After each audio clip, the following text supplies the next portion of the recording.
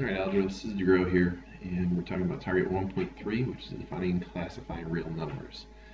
So, what we're going to focus on are things called the integers, the rational numbers, the irrational numbers, and the real numbers. These are nowhere near all of the number systems that you're going to encounter in your mathematical career, but these are the ones that you're going to encounter kind of in your more or less everyday life. So, what are integers? So, the most basic type of numbers are just counting numbers. Now, the integers are really numbers like 0, 1, 2, 3, but they're also negatives as well. So negative 1, negative 2, negative 3. These aren't even the most basic type of numbers. So the most basic type of numbers are the natural numbers. And the natural numbers are numbers that you see in nature, which are things like 1, 2, 3. And you've probably seen this at some point in your life. Well, I know you've seen the numbers 1, 2, 3, but you may have heard of natural numbers somewhere in your life. So the natural numbers are just numbers you see in nature, 1, 2, 3, 4, 5. There are an infinite number of them that keep going. The whole numbers, in case you care to know, we're not really going to talk about these so much, but they're still a thing, are basically natural numbers with a zero tossed in there. So they're the natural numbers with a whole being 0. Alright, so that's what you've seen before, and now we're going to jump into the integers. So the integers are here, and they are all the positive and negative whole numbers. And the fancy shortcut for integers is Z, and it's like a, here, I'm going to draw it over here so I can draw it bigger. So you draw it kind of like that if you want to. It's like a double Z right here. And I know that it stands for Zahlen, which means number in German, I believe. So if you want to shortcut it, instead of writing the whole word, integers is how you can make kind of a fancy Z. Okay, so what can you do with integers? You can add them. Any two integers will add up to another integer. So like negative 2 plus 2 would be 0. You can subtract them. You can multiply them, but you can't really divide them. Some of you can divide.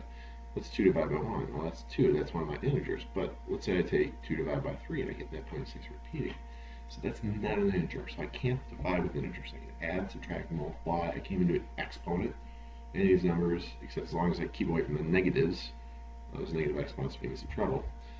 But I can't divide. So what do I do to divide?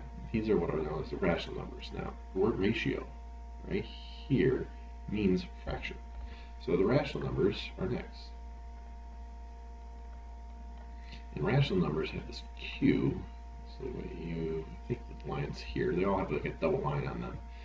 But it stands for quotient, that's why there's this Q. The rational numbers are things like a half, or 2/3, or negative 5/8. But they also include all my integers, because let's say 2. Well, 2 is really 4 halves, right? That's 2. And 0 is 0 over any number, right? All of other things that are in rational numbers. Rational numbers are also things like 0.3 repeating, because that's 1/3. 0.2424 repeating. That would be a rational number. So rational numbers, they are either whole numbers, like 2. They are fractions like a half, which have terminating decimals, like 1/2 is 0.5, it just stops. Or the repeating decimals like 2/3, that's 0.66666. But there is a pattern here in these numbers, right? Which is exactly the opposite of irrational. So like the word rational means you think in a rational manner. There is some sort of pattern to your thought. Irrational numbers do not. They're things like pi is an irrational number. A lot of the square roots are irrational numbers. So square root of 2, if you type in square root of 2 in your calculator, you're going to get some crazy, weird, non-repeating decimal. Let me show you that real quick here. Here's my calculator. So if I do the square root, nope, not squared, second, square root's here under squared, square root of 2, what do I get? I get this crazy number. 1.414213562. And you might think, well, you just don't see the pattern there. But that's kind of the definition of an irrational number, is you will never see a pattern in an irrational number. A rational number makes sense. There will be some sort of pattern to it. So an irrational number is a non-repeating decimal. Now you might think all square roots are that. Well, what about the square root of 0.25? Nope, geez, that's square root, sorry. Square root of 0.25. Okay, so what could that be? It's 0.5. Is that an irrational number? Not at all. That is 1/2. That just is what it is. So you gotta be a little careful. It's not all square roots are gonna be rational numbers, but a lot of them are. Square root of 5 is an irrational. Jeez, I'm having trouble hitting the square root button. Sorry. The square root of 5 is an irrational number. So a lot of square roots, a lot of things like pi and e and things that you're going to see kind of in mathematics a little bit more than anything else will be irrational numbers. Now, if you add the irrational numbers and the irrational numbers here and the rational numbers here together, you get what are known as the real numbers, which is everything we currently know.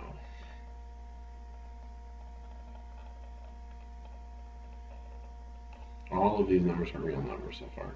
5/8 is a real number, pi is a real number, root 2 is a real number, and the question you should be asking is, was that everything or is there other stuff? And the funny answer is that is not everything. There are going to be things called imaginary numbers later on in our lives, but as far as we know right now, this is what we know. Now, irrational numbers, I'm going to use I for, but there isn't really one that I know is irrational. And the real, that one is the fancy R, looks like the paragraph symbol. So you're going to use that one quite a bit when you talk about all real numbers or just real numbers in general. It's a whole lot easier to remember these little shortcuts instead of writing them all down. Okay, let's see what this means.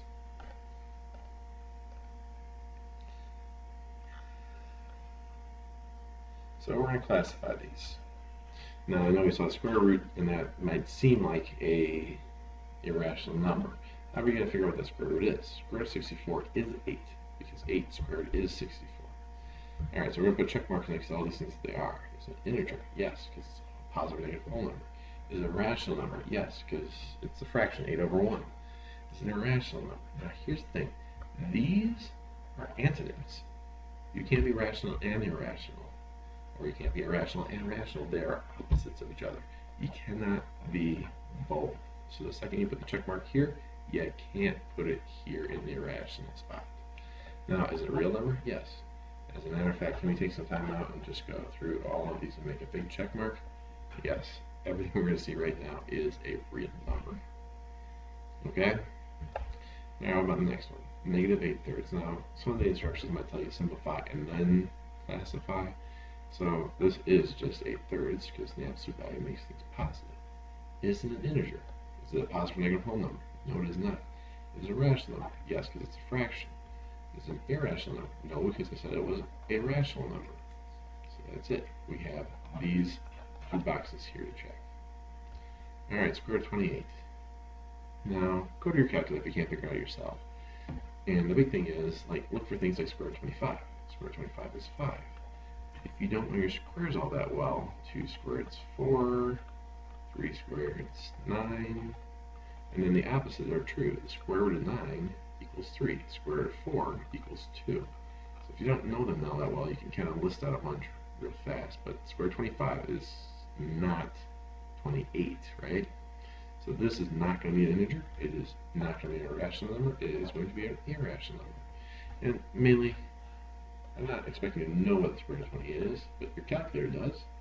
Second square root 28. Enter, and you get that number. Now, if you want to get kind of close to it, you can think of what square roots you know by it. So square root of 25 would be 5. Square root of 36 would be 6. So it's got to be between 5 and 6. We saw that number 5 point something around there. Alright, 8 over 56. Now that does reduce down to 8 goes in 8 once, 8 goes in 56 7 times. Is that an integer? No, because it doesn't come down to a whole number. If this is flipped, then it would have been 7 over 1, which would be 7 in an integer. So not an integer, but a rational number, because it's a fraction. It can't be irrational, and it's real. This is 5, which is an integer, which is a rational number, which is a real number. If it's an integer, always, all integers are rational numbers. Square root of 121 might be a little bit harder for you, but use your calculator. It's 11, so therefore it's an integer. Any integer is a rational number because 11 over 1 equals 11, and this is a fraction. And anything less than one of those is a real number. Alright, so what about 2.4? This comes out to be a negative 2.4 because you do the absolute value first. Is it a whole number? No. Now, the question is it a rational or an irrational? Let's think back to those. The irrational numbers did not repeat and they went on forever. Does this go on forever?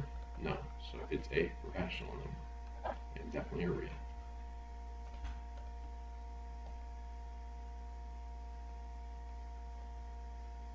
Alright, let's finish up the last couple here. So 4 over 25, square root of 4 is 2, square root of 25 is 5.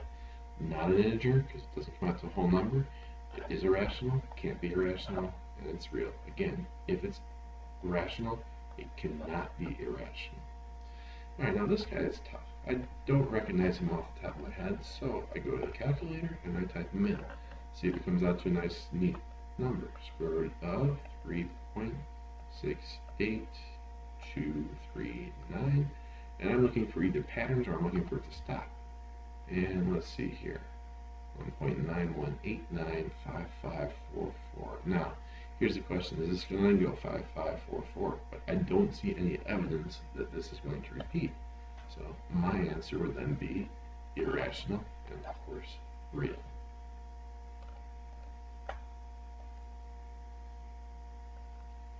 Alright, so let's run through these two. These are probably the toughest ones. So we want to figure out if this is always true, sometimes true, or not. And we want to justify our answer. So we multiply an integer by an irrational number, the answer is classified as irrational. Alright, so this is going to be sometimes. So let's say the integer is 1 and the irrational number is square root of 5. 1 times square root of 5 is square root of 5, which is an irrational number. However, let's say the integer is 0 times the square root of 5. That equals 0, which is a rational number. So then the answer is classified as irrational sometimes. So it's definitely sometimes because I found one time that it happened and one time that it didn't. Alright.